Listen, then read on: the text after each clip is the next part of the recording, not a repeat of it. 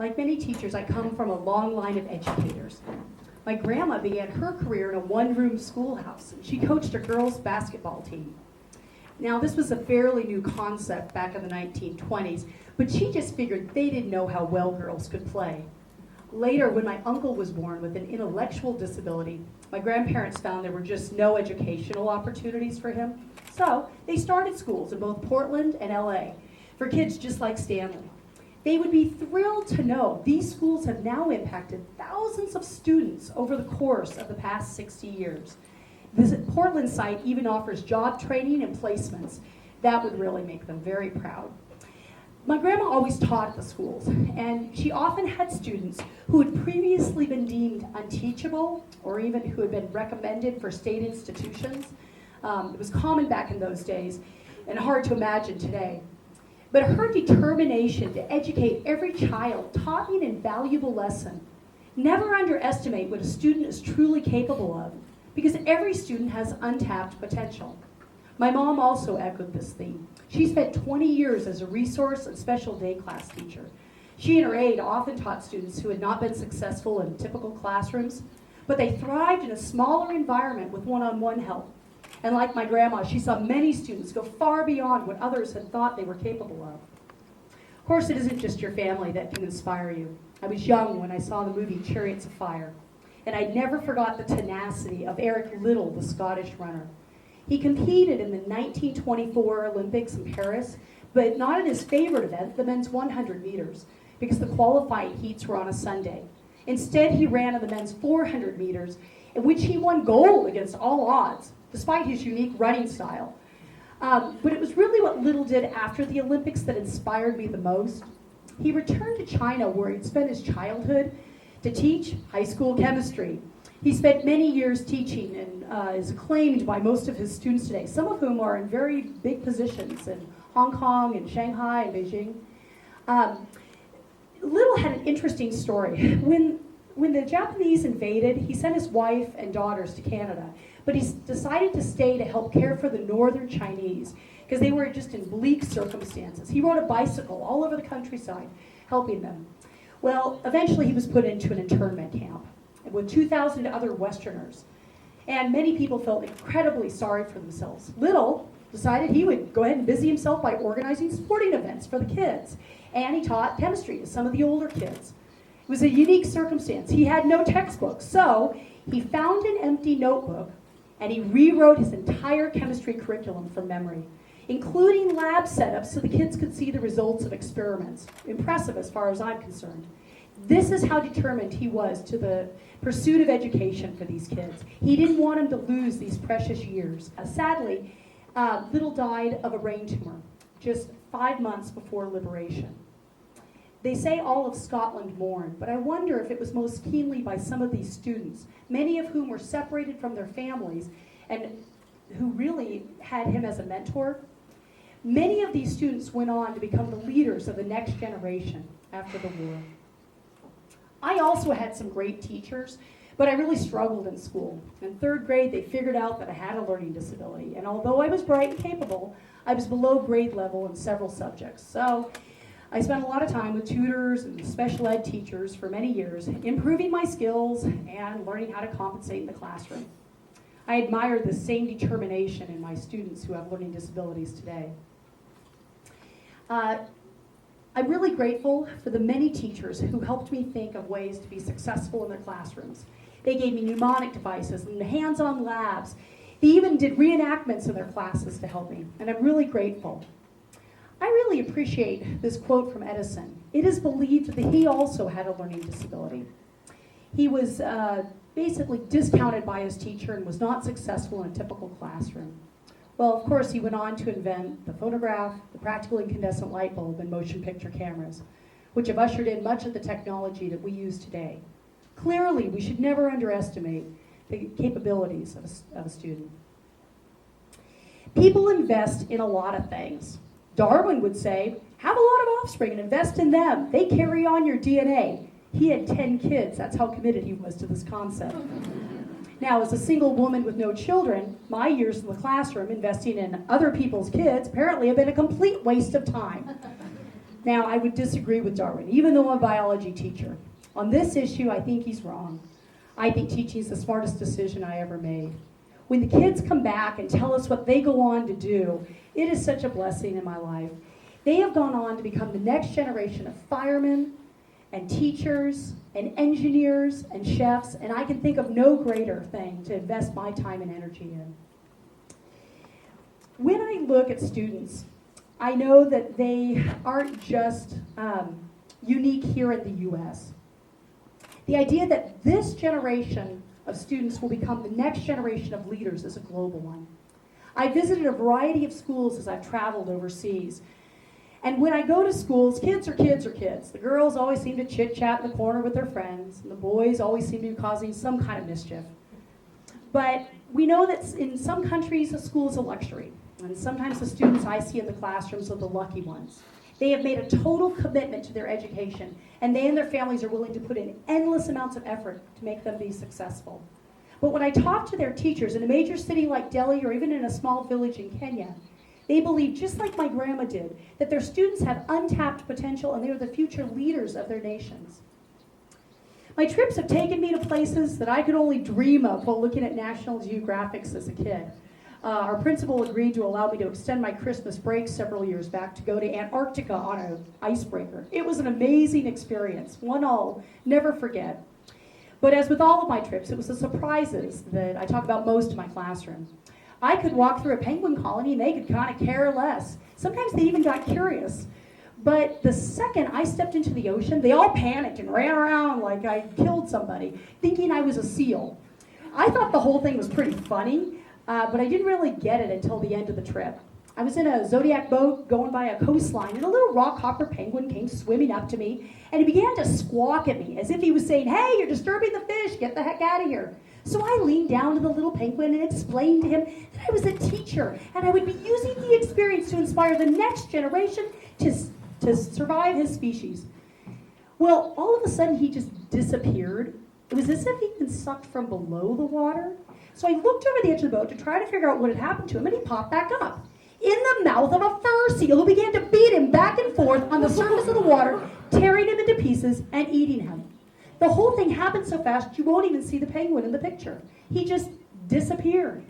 Well, we were shocked, including the marine biologist who was in our boat. Fur seals normally eat fish and squid. Clearly this fur seal had not gotten this message. He thought penguins were fair game. Well, I was a little embarrassed at how I'd probably misunderstood what the penguin was probably trying to say to me. "Put me in the boat! Put me in the boat!" Somehow I missed all of that. It made me wonder, I wonder how many times a student has said something to me and I've missed that. Good idea. Be a better listener. I think teaching is a lot like advertising. You gotta sell education like Apple sells its next iPhone. Every day when the kids come into my classroom, I try to convince them whatever we're learning is the best thing they've ever heard. Well, in order to get kids to use their untapped potential, you gotta get creative. I've tried a lot of different angles. Hand motions, chants, having them pretend to be deer in mountain lions and chase each other. Even running over tubs of oobleck to experience magma. It's what I like about 9th and 10th graders. You can convince them to do anything as long as you sell it the right way. Don't tell them that. When I look at teaching, I know that what we have now is not what we'll have in the future. And to improve, we experienced teachers cannot just do what we've always done. We need an influx of new teachers to bring fresh, creative ideas into our schools. My first classroom had a chalkboard, not unlike my grandma's slates from the 1920s. We used microscopes with mirrors, and we'd all line up against the window to get the sunlight through our slides. Well, the microscopes were from the 1950s. In fact, they were from the school's original yearbook. I found pictures of them. My favorite, though, was a warm spring day. I was in my classroom, that classroom, and a kid in the back row said, "Miss Cochrum, there's a bug on my desk." I said, "Oh, well, it's a bug." Another kid said, "Yeah, there's a bug on my desk." And then a whole bunch of kids, "Yeah, there's bugs on our desk." Oh, for crying out loud, enough of the bugs, we got learning to do. Well, all of a sudden, thousands of termites dropped out of the ceiling and swarmed the room. You've never seen kids run so fast. It was like a bad horror movie. I thought the whole thing was kind of funny till we were picking termites out of our hair. Well, thanks to our beloved community, we now have a beautiful new science building with brand new modern equipment. And I work with great people who have helped me learn the technology to renovate the way I teach. Now, I post vodcasts so the kids can review difficult concepts at home. And we go with the kids down to the television studio and film on a green screen for their weather reports. And they can be real weathermen instead of using a dumb paper poster. I have integrated labs that other teachers have shown me that have really changed the way I teach. I can't believe what a difference it's made in my students' comprehension. We need one another with each of our areas of expertise. One thing I have learned in 22 years of teaching is that you improve your students, but they also improve you. Neither one of you is the same at the end of the year. Who they are on the first day walking in is not who they will be on the last day walking out. That is good news for freshmen.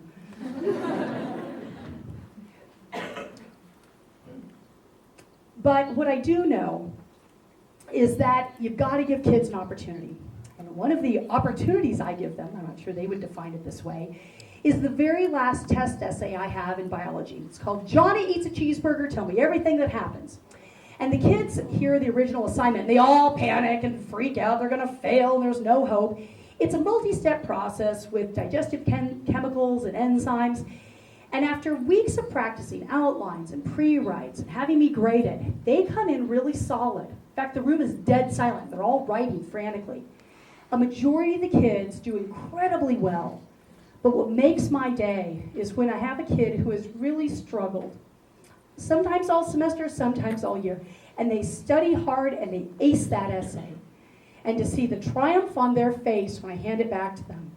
That's why I teach. I think that's why all of us teach.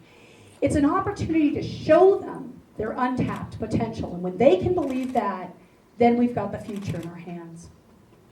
Back in high school, I had one teacher, only one, whoever said, "You're not going to pass my class and you're never going to be accepted into college. Quit wasting everyone's time." I went home totally defeated and told my mom, who was a teacher in the same district, and she said, "Well, you've got a choice. Prove him right and go ahead and fail the class. Or prove him wrong, pass the class, go on to college, and you determine what your future looks like." Well, that was great motivation. I used it when I took organic chemistry in college. Every time I thought, I don't want to study something. No, I got to prove this guy wrong. Well, fast forward many years, and I became a teacher, and I found out how easy it is to misjudge a student. I had a junior in a biology class composed primarily of freshmen, and he had a D-. He hadn't done his homework, he wasn't studying for tests, he wouldn't turn his labs in, it was a mess. And it came time to do disease reports, and he wanted to do the STD herpes. I recommended chickenpox or dengue fever. He would have none of it. He assured me it would be appropriate and well done. So, eventually I relented against my better judgment. They needed to have a visual aid on the day of their presentation. So when he walked in for his presentation, he had a paper bag. I immediately demanded to know what was in the bag. And he pulled out Ken and Barbie. No, absolutely not. He goes, "No, Ms. Cochrum, you misunderstand. I'm going to show all the ways Ken and Barbie can't give each other herpes. They're going to give each other a hug and share a cup of coffee. It's going to be great." I assured him that if he failed this project, he would fail the semester. One breath out of line, I said, "And you will fail. Do you understand?" He said, "Yep, I got it." So I pulled out a referral just to show him I really meant business and laid it on my desk. I walked to the back of the room with my grading clipboard, and a couple of little freshmen went, "Yeah, they were great." And it came his turn. And he said, "This is Malibu Ken and Fornication Barbie.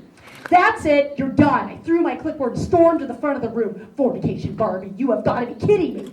Well, in the meantime, a kid grabbed the dictionary off my desk and looked up the new vocabulary word he'd just heard. "Ooh, here it is!"